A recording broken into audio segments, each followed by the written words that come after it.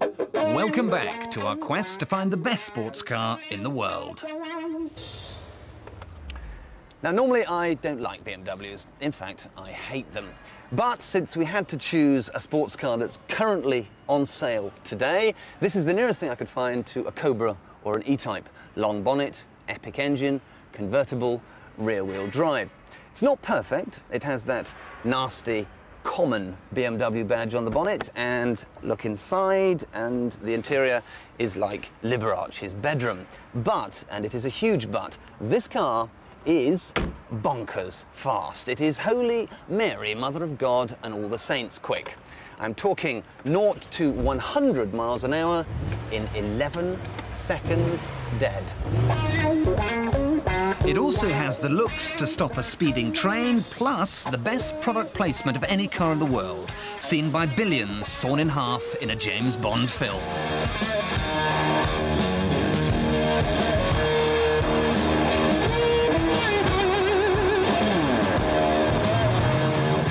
When this car came out, every BMW dealer was forced to buy some for the showroom, flagship BMW, etc., etc. And you know what? They couldn't sell them, hardly surprising at 80 big ones. Now, I know for a fact that if you're an aggressive negotiator and you walked into a BM showroom with readies, you'd probably buy a brand new one of these for, are you sitting down, £55,000. Okay, we've got a bit of value there. But if you found, say, a private buyer who's got one of these and the car's maybe done 15,000 miles, 20,000 miles, you could expect to pay £45,000. Now that is when this car, BMW or not, left-hand drive or not, starts to get really, really interesting. So, a sports car with one of the best V8s in the world for just over half its sticker price. What are we waiting for? Yes, yes, Quentin, but let's get back to real sports cars for real people. To be honest, it's not that difficult to match the Z8's performance for a lot less cash.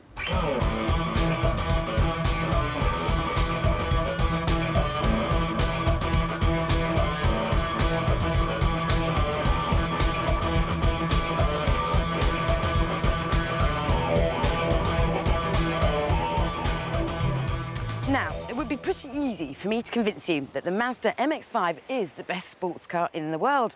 Not only did it dramatically spark the sports car market back into life in the 90s, but it still feels pretty quick. It's fun and easy to drive. It is reliable, and it's still good value, with prices starting at around £15,000.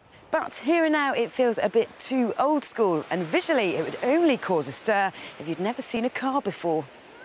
If you don't mind not having a boot, then the Toyota MR2 makes a more modern choice. Not only is it superior eye candy, but its handling is sharper than the Mazdas. Plus, we've seen them on sale in car supermarkets for the same price, 15 grand. It is a good option, but for an extra £10,000, you can go for some hardcore, homegrown talent in the form of a Lotus. This Elise 111S has bucketfuls of pedigree, great presence and sensational styling. It is brilliant. But there's just one small problem. Lotus don't sell the best Elise anymore. Vauxhall do. You see, the Vauxhall VX220 is actually an Elise underneath. Why it's better has nothing to do with the styling. It's all about a new, more powerful, smoother 2-litre turbocharged engine. And it makes the Elise the sports car that it always should have been.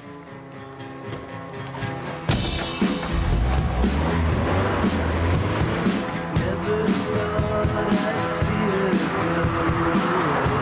She learned I loved her today.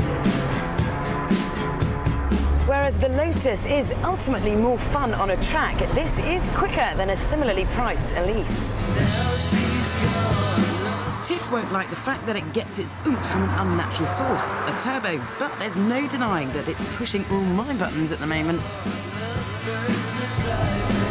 The steering is super quick and it's got lots of feedback. Plus, you don't really get the feeling that the car's going to snap back at you, which is a good thing. The engine is also quieter than the Lotus is, and this car benefits from ABS and an airbag, which may sound nanny-ish to some, but on a day-to-day safety basis, it makes sense. And with 60 coming in under 5 seconds, so does the £25.5 grand asking price.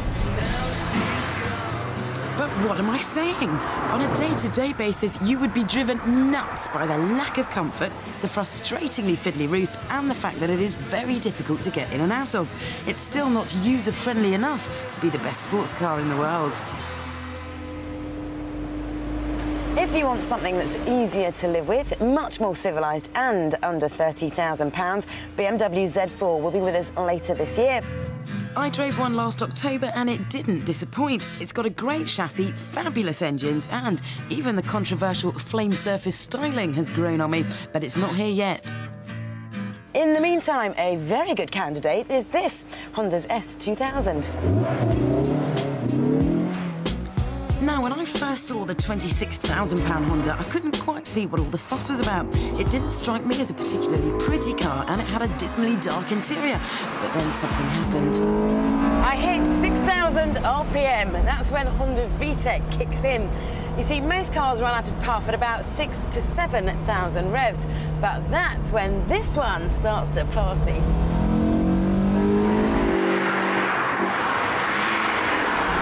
And then you realise that the interior isn't boring, it's just incredibly driver-focused. Everything from the stereo to the heater is just a finger flick away. So, is it the best sports car in the world? Well, its strength is also its weakness. That mental engine can only really be enjoyed at race car speeds. And if you thrash it, you're always at risk of losing your licence.